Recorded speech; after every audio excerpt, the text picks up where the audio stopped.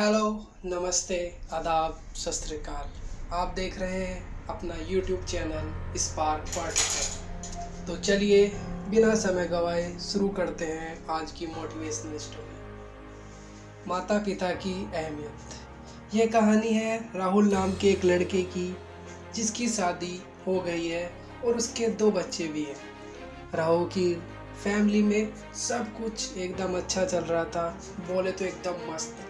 उसके घर में दौलत में, शोहरत में, गाड़ी, नौकर चाकर, मतलब किसी चीज़ की कमी नहीं थी। और राहुल के माता पिता भी राहुल के साथ उसी के घर में रहते थे।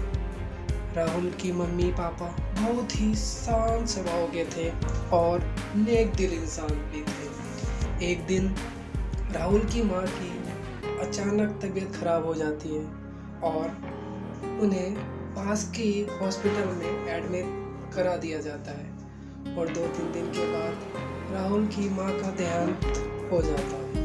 और देहांत के 1 महीने बीत जाने के बाद एक दिन राहुल अपने पिताजी से कहता है, पिताजी आपकी वजह से हमें बहुत दिक्कत हो रही है, बहुत परेशानी हो रही है। मेरी पत्नी को आपकी वजह से कल्चरल वैल्यू फॉलो करना पड़ता है, साड़ी पहननी पड़ती है, घूंघट रखना पड़ता है, उससे बहुत परेशानी हो रही है। उसके साथ साथ मुझे भी बहुत परेशानी हो रही है। तो आपसे अनुरोध है कि आप नीचे बेसमेंट में शिफ्ट हो जाएं और वहीं रहा करें। बाबूजी ने कहा ठीक है, जैसे तुम्हारी इच्छा। और बाबूजी बेसमेंट में रहने लगते हैं। रहते रहते 1 महीना बीत जाता है। 1 महीने बाद बाबूजी ऊपर आते हैं और डोरबेल बजाते हैं। राहुल दरवाज़ा खोलता है और बाबूजी को देखकर राहुल चौंक जाता है और कहता है, आप ऊपर क्यों आए?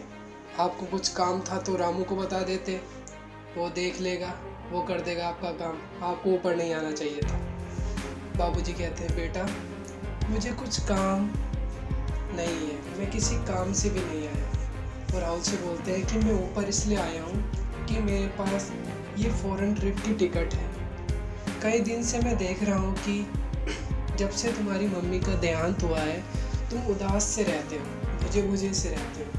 तो मुझे लगा कि तुम अपने बच्चों के साथ, अपनी पत्नी के साथ फ़ॉरेन ट्रिप पे जाना चाहिए, घूमना चाहिए, तुम्हें अच्छा लगेगा। राहुल बड़ा खुश होता है और वो फ़ॉरेन ट्रिप की टिकट बाबूजी से ले लेता है।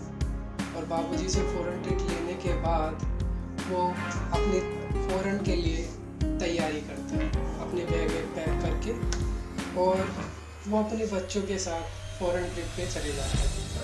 और जब वो फ़ॉरेन ट्रिप से वापस आता है तो देखता है कि बंगले पे ताला लगा हुआ है, जिस बंगले में राहुल रहता था अपने माता पिता के साथ। असल में वो बंगला उसके पिताजी का था और उसके पिताजी के ही नाम था। तो बाबूजी क्या करते हैं, उस बंगले को बेच देते हैं। बेचने के बाद जो पैसे आते हैं उससे एक फ़्लैट ख़रीदते हैं और फ्लैट में आराम से रहते हैं। और बाकी के पैसे से वो एक घर किराए पे लेते हैं और राहुल का सामान उस किराए के मकान में शिफ्ट करवा देते हैं और 1 साल का रेंट भी चुका देते हैं।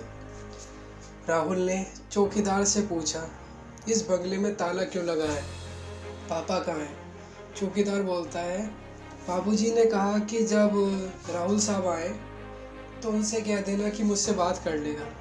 राहुल कहता है, चलो ठीक है, कर लूँगा। राहुल फ़ोन मिलाता है, बाबूजी ये आप यहाँ ताला लगा के कहाँ चले गए? आपको पता है हम कितनी देर से यहाँ धूप में खड़े हैं। जब आपको पता था कि हम आज वापस आने वाले हैं ट्रिप से, तो आपको ऐसे घूमने जाना चाहिए था। बाबूजी बड़े शांत से भाव से बोलते हैं कि बेटा चौकीदार से चाबी ले लो, पर वो चाबी इस बंगले की नहीं है। राहुल बोलता है, क्या? हाँ, मैंने ये बंगला बेच दिया है और तुम्हारा सामान शर्मा जी के यहाँ पर रखवा दिया है और उन्हें 1 साल का रेंट भी दे दिया है। अब तुम अपनी पत्नी बच्चों के साथ बड़े आराम से वहाँ पर रहो। मेरी तरफ से तुम्हें कोई परेशानी नहीं होगी, ना ही मैं तुम्हें कुछ ही परेशान करूं। इस छोटी सी कहानी से हमें बहुत बड़ी बात सीखने को मिलती है कि लाइफ में अपने पेरेंट्स की हमेशा कदर करो, इससे पहले कि पेरेंट्स आपकी कदर करना बंद कर दें। इसी के साथ ये स्टोरी यहीं समाप्त होती है और चैनल को लाइक करें, स्टोरी को शेयर करें और चैनल को सब्सक्राइब करें। और आपके लिए ऐसी ही स्टोरी मैं लाता रहूँगा। तब तक के लिए आप स्वस्थ रहें, मस्त रहें, अपने पेरेंट्स का प्यार दें, उनकी देखभाल करें और देखते रहें अपना यूट्यूब चैनल स्पार्क पार्टिकल। धन्यवाद।